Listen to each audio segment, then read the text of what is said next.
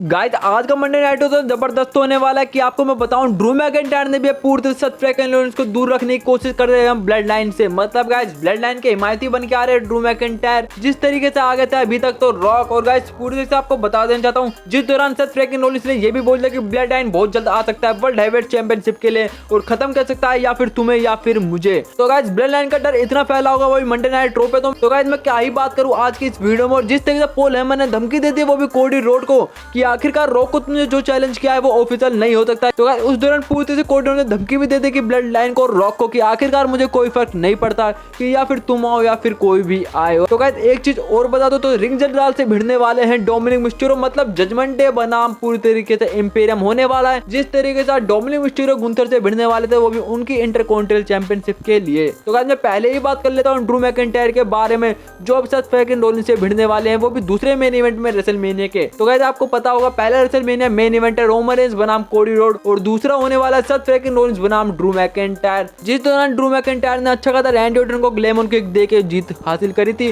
और कहीं ना कहीं लोगन पॉल ने भी अच्छी खासी मदद करी थी वो भी ड्रू मैकिंटायर की एक अपना लक्की पंच देकर। तो गाइस मैं पहले ही बात कर लेता हूँ ड्रू मैकिंटायर के बारे में जिस तरीके से उन्होंने जो कुछ भी कहा ब्लड लाइन के बारे में या फिर सेथ फ्रैंकलिन लॉरेंस के बारे में। और गाइस ड्रू मैकिंटायर की अच्छी खासी एंट्री के दौरान बोलते हैं ड्रू मैकिंटायर की डब्ल्यूडब्ल्यूई यूनिवर्स को जिस तरीके से उन्होंने मेरा हौसला बढ़ाया और रेसलमेनिया के मेन इवेंट में मैंने जीत हासिल करी और आखिरकार अब मैं जा रहा हूँ रेसलमेनिया के मेन इवेंट में सेथ फ्रैंकलिन लॉरेंस को खत्म करने। और गाइस ड्रू मैकिंटायर बोलते हैं कि आज मेरी डॉक्टर से बात हुई जिस दौरान उन्होंने मेरा हेल्थ चेकअप किया और उन्होंने कहा कि मेरे कान के पर्दे पूरी तरीके से फट चुके हैं जिस दौरान मुश्किल भी पड़ सकती है मुझे रेसलमेनिया का मेन इवेंट में जाने से। लेकिन मैंने उन्हें कह दिया कि आखिरकार मैं सीएम पंक थोड़ी हूँ। गाइस मतलब पूरी तरह से सीएम पंक की खिल्ली उड़ाते हैं और उसी दौरान रिंग के अंदर बैठ के बोलते हैं कि एक बात तो है कि आखिरकार मुझे बहुत ज्यादा बुरा लग रहा है कि सीएम पंक रेसलमेनिया के मेन इवेंट में नहीं जा रहा जिस दौरान मुझे काफी ज्यादा बुरा लग रहा है। लेकिन काफी ज्यादा जलन भी हो रही होगी सीएम पंक को कि आखिरकार वो मुझे ड्रू मैकिंटायर में खत्म करते हुए देखेगा सेथ फ्रैंकलिन लॉरेंस को। और बोलते कि आखिरकार सीएम पंक ना हो रेसलमेनिया के मेन इवेंट में मुझे कोई फर्क नहीं पड़ता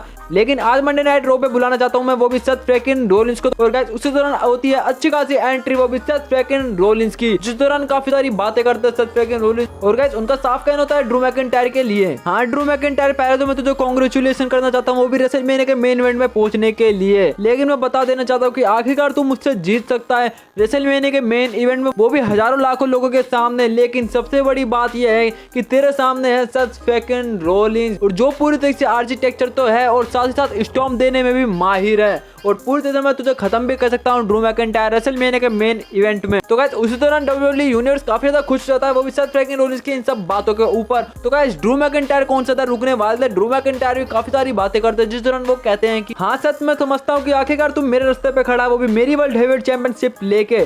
लेकिन मैं एक बात पूरी तरह से समझ नहीं पा रहा कि आखिरकार तू कोडी और रॉक रोमन से आखिरकार भिड़ना क्यों चाहता है। जिस तरीके से स्मैकडाउन पे तू आ रहा है जा रहा है या फिर इनसे कोई फर्क नहीं पड़ता जिस तरीके से तेरे घुटने पे इंजरी भी हुई है और तुझे पता है कि ब्लड लाइन कितना खतरनाक हो रहा है और वो हमारे आखिरकार मैच में दखल अंदाजी कर सकते हैं। और जो तेरा पूरा का पूरा बिजनेस है वो मंडे नाइट रो पे है ना कि स्मैकडाउन पे। और हमें पूरी तरीके से जरूरत है मंडे नाइट रोलिंग्स की कि जिस तरीके से तुझे ध्यान देना चाहिए मेरे ऊपर। और गाइस उसी दौरान ड्रू मैकिंटायर यहाँ नहीं रुकते। तो गाइस एक बात तो पूरी तरीके से तय है कि ड्रू मैकिंटायर भी डर रहे हैं वो भी ब्लड लाइन से जिस तरीके से रॉक की भी एंट्री हो चुकी है ब्लड लाइन के अंदर। लेकिन गाइस आपको बता देना चाहता हूँ सेथ फ्रैंकलिन लॉरेंस इतनी सब बातों को सुनकर शांत नहीं बैठते उनका भी बिल्कुल साफ कहना होता है। और ड्रू मैं हाँ तुम्हारी हर एक बात जो तुमने अभी कही मैं उसका आदर करता हूँ लेकिन मैं एक बात तय कर देना चाहता हूँ कि रेसलमेनिया के मेन इवेंट में कुछ भी हो सकता है ब्लड लाइन खत्म कर सकती है हम दोनों को ही।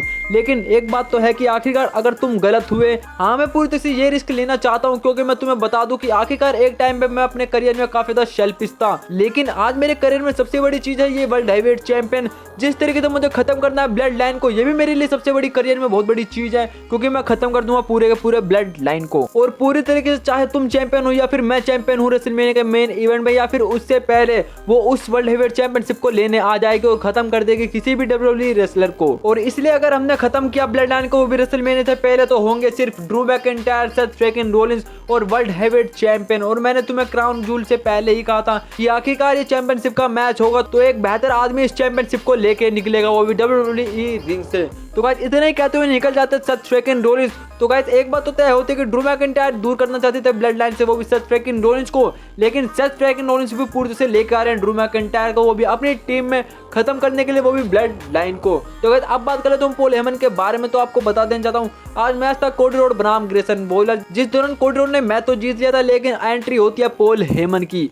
पॉल हेमन का बिल्कुल साफ कहना होता है कि आखिरकार कोडी रोड जिस तरीके से तुमने चैलेंज कर दिया रॉक को, और एक टाइम पे हमने भी चैलेंज किया था कि आखिरकार रॉक आपस में भिड़े रोमन रेंज से, लेकिन तुमने उसे डिनाई कर दिया था। तो आज वही डिनाई हो गया है पूरी तरीके से कि अगर तुमने आखिरकार वो चैलेंज पूरी तरीके से वापस नहीं लिया तो पूरी तरह से खत्म कर सकता है ब्लड लाइन। तो गाइस आपको बता देना चाहता हूँ कोडी रोड ने चैलेंज किया था रॉक को, वो भी ऑफिशियली तौर पे खत्म करने के लिए रॉक को, जिस दौरान एलिमिनेशन चैम्बर में उन्होंने ये सब बातें तो साफ करी थी और साथ ही साथ ये कह देता कि आखिरकार मैं कहीं भी तुम्हें खत्म कर सकता हूँ WWE में अगर तुम मेरा चैलेंज एक्सेप्ट करो तो गाइस पॉल हेमन यही सब बातें करते हैं कि आखिरकार जो तुमने चैलेंज दिया है तो मेरे ट्राइबल चीफ रोमन रेंज ने मुझे भेजा है और पूरी तरह से बोला है, क्योंकि आखिरकार तुमने ये चैलेंज वापस नहीं लिया तो पूरी तरह से नतीजा गलत हो सकता है। और गाइस उसी दौरान कोडी रोड का भी बिल्कुल साफ कहना होता है कि आखिरकार मैं ब्लड लाइन से डरता नहीं हूँ, और मैं उन्हें बता देना चाहता हूँ कि आखिरकार पूरी तरह से ब्लड लाइन मेरा शिकार नहीं, क्योंकि शिकार कर रहा हूँ मैं पूरी तरीके से ब्लड लाइन का। तो गाइस काफी ज्यादा गर्मा गर्मी फैली हुई है WWE मेन इवेंट में। और गाइस एक चीज और बता देना चाहता हूँ, आज पूरी तरह से एम्पेरियन की एंट्री होती है, जिस दौरान गुंथर पूरी तरह से रिंग जनरल बोलते हैं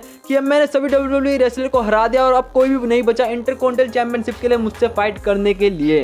तो गाइस उसी दौरान पूरी तरह से बोलते हैं कि रेसलमेनिया के मेन इवेंट में आखिरकार कौन मुझसे भिड़ने वाला है, और उसी दौरान एंट्री होती है पूरी तरह से जजमेंट डे की।